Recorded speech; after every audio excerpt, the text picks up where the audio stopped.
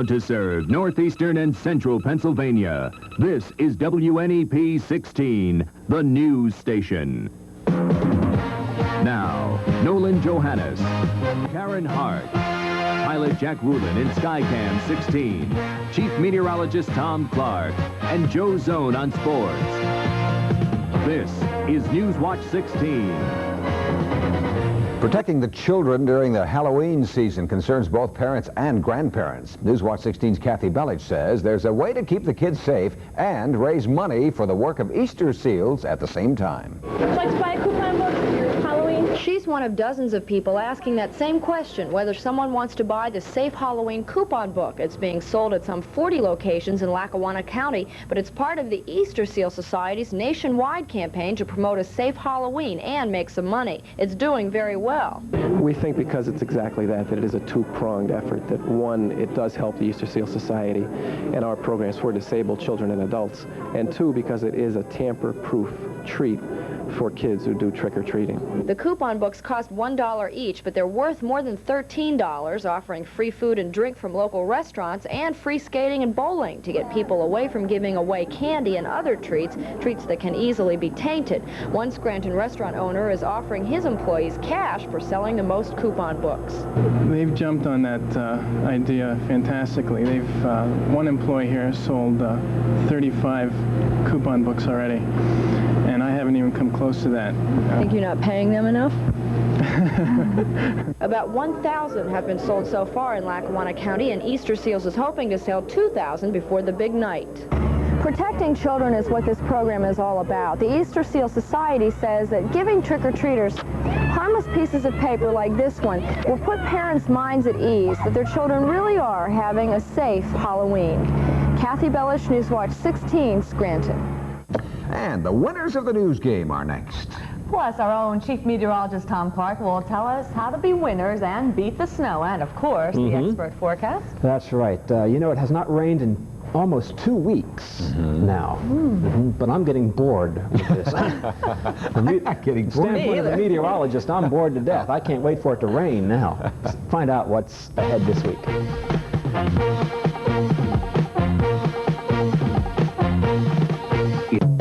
For home products at the right price, buy where the builders buy. Mariotti Lumber in Old Forge. Enjoy Andersen windows at the lowest prices anywhere. At Mariotti Lumber, we stock thousands of famous Andersen windows. Choose from white and terratone in all styles and sizes. Bays, bows, even custom-made windows. Designed specially for you in our custom window shop. Remember, whether you're building or remodeling, come save at Mariotti Lumber Company. Our experience makes us the leader. Let's take a moment to honor this week's winners in the Newswatch 16 news game. This week's champs are the members of Mike Dudek's 9th grade civics class at the Mid-Valley High School in Troup, Lackawanna County. Action 16's Jerry Gartenberg stopped by to congratulate the 22 students in Mike Dudek's class. Their certificates of merit will be in the mail soon. And teachers, if you want your class to join the Newswatch 16 news game, just get in touch with us here at Newswatch 16 and we'll get you started. Okay, and congratulations to them. By the way, if you tried to reach us here at Newswatch 16 over the weekend, our apologies are in order. During that time, we were moving our operations into a brand new newsroom here in our ROKU studios, and we still had not worked out all the gremlins in that new phone system. It is up and running now, however, and you should have no problem reaching us by phone here at Newswatch 16. And we certainly had beautiful weather to move in this past weekend, didn't we? Did we ever? But why is Tom talking about rain? I don't know. Hey, I'd like a change, if you don't mind. No, okay. You know, it's getting a little slow in the weather department these days with the weather as nice as it's been.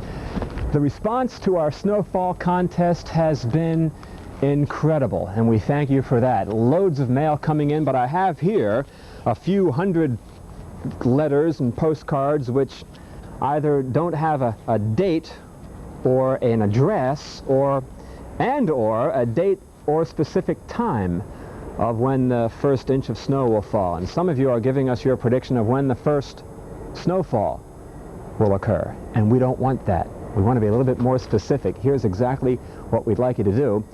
On a postcard, your name, your address, your phone number, please, and the date and nearest full hour, like 7 a.m. or 1 p.m., when you think the first inch of snow will have fallen in my backyard here. The address, Snowfall, WNEP backyard, Avoca, PA 18641. And we thank you for your cooperation. But again, the response has been incredible. Everything's in order. And special thanks goes out to our lovely secretary, Mary Claire Kelly, for her diligence at sorting more than 1,000 postcards. Okay, outside in the backyard now we have partly cloudy skies. Our temperature at 68. Humidity 42%. The wind velocity west at 5. The barometer rising at this hour. Range in temperature today, 72. All right, 10 degrees above normal. 43 last night. A little frost on the pumpkin on this date back in 1937. And photographer Dan Ratchford caught the beauty of Lake Scranton this afternoon, a placid scene. Hey, it's been so incredible in the east, but why? Look at this jet stream pattern. The wind's up at 30,000 feet. This is the way it's been the past 3 and 4 days. A big loop of cold air in the west, and then it shoots northward up into Canada, and then down north of New England like so. We are just in a big ridge of warm, tranquil air, and once the jet stream gets into this long wave pattern like this, it tends to get stuck. And it takes weeks sometimes for it to change. A lot of snow in the west. Eventually this will pinch this ridge tighter together, and I think the clouds will increase later in the week, but no rain in the near future. Here's the satellite view coming up. A few clouds over Pennsylvania. They are not leaking any rain that's reaching the ground. Monday night football tonight in Denver. It is snowing there now with a temperature of 32 degrees. It just may be snowing at 9 o'clock with a temperature of 30. As much as 8 inches could fall in some of the mountains in Colorado tonight. Here's my forecast for tonight. A few clouds overhead, a dry night. Temperatures, as you can see, in the middle 40s for the most part. Now tomorrow the trend continues. Look at these temperatures. Montrose, 44, Mount Pocono, Fountain Springs, Schuylkill County, Lewisburg near 70. Sunrise and sunset for Tuesday, 7:16. The sun sets now at 6:21 in the p.m. Okay, partly cloudy tonight, a nice day tomorrow. Wednesday, still dry, sunny, 73. Rather cloudy on Thursday, but it will stay mild and probably dry into Friday morning. So the nice trend continues, but Karen and Nolan, keep in mind that we may pay for this in November. Okay. Yeah. We'll be ready. Thanks, Tom. Joe Zone is next with the sports. Tonight, a new Super 16 list. Plus celebration in Detroit for the #1 baseball team in the world. There's more of Newswatch 16 in a moment.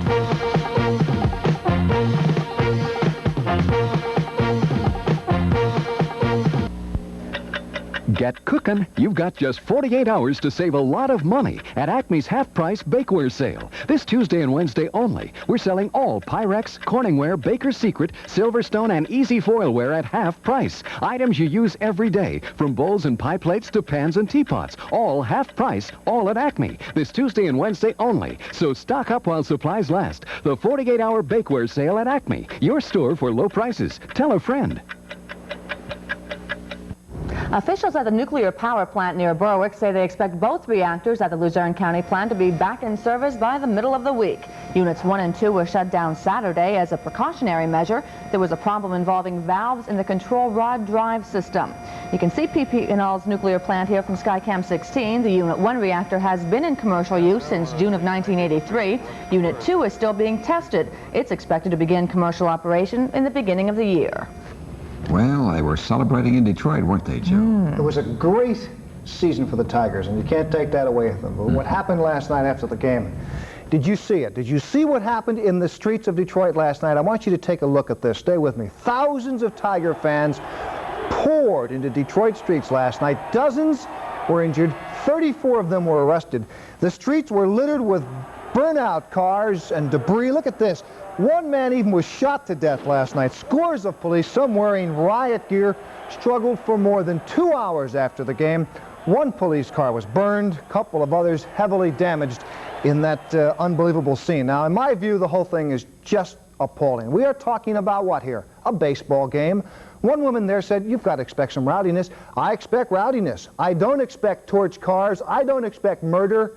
I don't think anything could have taken away from the Tigers' win this year. But then again, I didn't think their baseball fans were barbarians. Last night is one it'll take a long time for that city to live down. Well, we're into the 8th week of the high school football season. The real good teams are starting to dominate. A couple of changes this week in the Super 16. Let's take a look at them. Our new number 16 team is Wilkes-Barre Myers.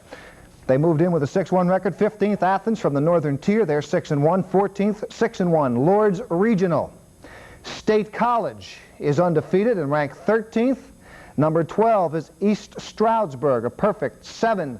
11th ranked is 7-0 Lehighton.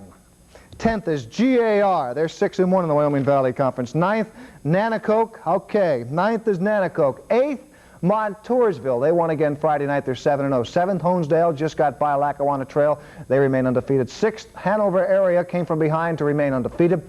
5th, Mount Carmel. They moved to 5-1 with another win Friday night. 4th, the Valley View Cougars. They may be the best team to not make the playoffs again. 3rd ranked, Wyoming area continues to roll. They're perfect 6-0. 2nd, despite a personal call from the vice principal, North Pocono, 6-0, remaining in the number 2 spot. And at the top of the heap again, Berwick, 40 straight wins, and they are our number 1 team for the 3rd straight week.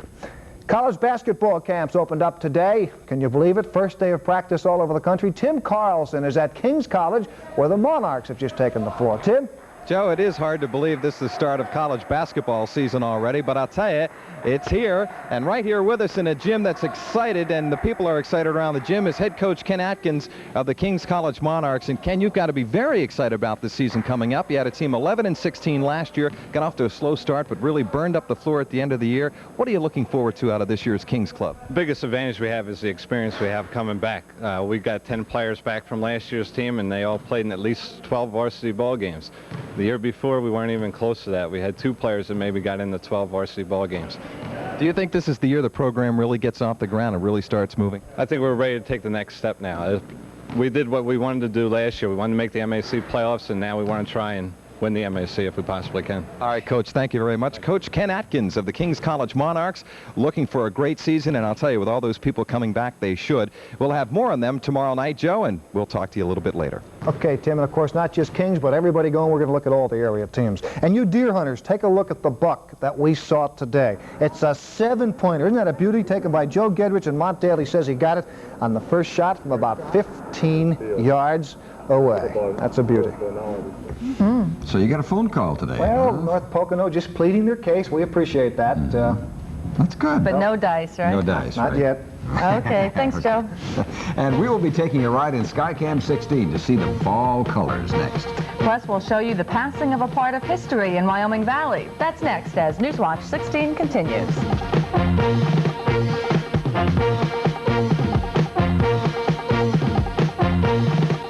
I'll trade you 3 rookies for some pretzels. These are Harch pretzels. Oh, how about 3 rookies and some glitter stickers? Oh, I don't know. Come on. I told you, these are Harch pretzels. Okay. How about 3 rookies, some glitter stickers, and a Star Space shuttle? Well, hi, Peter. You want some Harch? Deals off. That's what makes hers taste better than theirs. For the past 25 years, Aldino's restaurant in Wilkes-Barre has been serving lunches and dinners. But today its customers weren't after fine food, they were after something else. That's right, Karen and Nolan. The people that came here today were after something quite different, because for years they would pull into this lot and get something from inside. But today the people came here to pick up something that they bought inside. 50 now, bid him at 400. 350 standing up now, bid him at 400. What do you get? 400. 350 now, bid him at 400. 450. For nearly a quarter of a century, only mealtime conversations and waitresses taking orders were heard in this dining room. But now it's the auctioneer who's heard, getting the highest bid for all of the restaurant equipment and furnishings.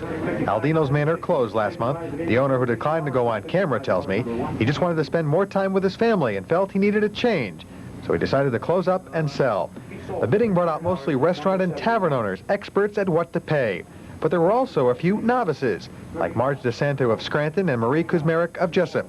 The ladies had eaten here several times and just came today for the fun of it. It's a one-shot deal. I think I might make it a A livelihood, a career, my new career. You've had that much fun? Mm-hmm. Absolutely. Why didn't you buy anything? Oh, I didn't need anything. I'm not in the business, so. But you came anyway just for... That's right, for the experience. Well, the dining and the auction experience is now just a part of history at Aldino's. I'm told that this may become a car dealership, but no one's commenting on that just yet. We're also told that things are going to move right along, so it may become a car dealership. And I'm Mark Davis, live with the Instacam in Wilkes-Barre. Karen, Nolan? Okay, thank you, Mark, for that live report. And that is Newswatch 16 for a Monday. We'll leave you tonight in Skycam 16, flying over some of Mother Nature's beautifully colored tapestry in Bradford County. For the entire team, I'm Nolan Johannes. And I'm Karen Harch. Enjoy your evening.